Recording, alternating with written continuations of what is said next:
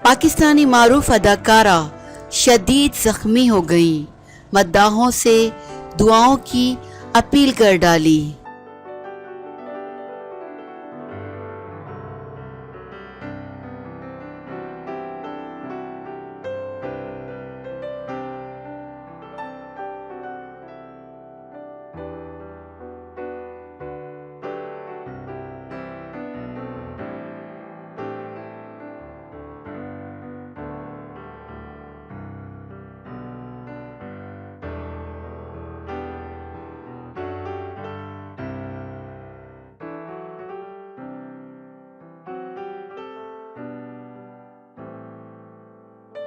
TikTok star जन्नत मिर्जा घोड़े से गिरकर जख्मी हो गईं।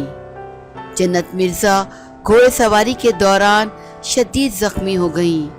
उन्होंने अपने ऑफिशियल फेसबुक पेज पर लिखा है कि वो आज घोड़े की सवारी के दौरान गिरकर जख्मी हो गई हैं और इस वक्त अस्पताल में ज़ेरे इलाज हैं। जन्नत मिर्जा ने अपने मद्दाहों से सेहतियाबी के लिए दुआ की अपील भी की है।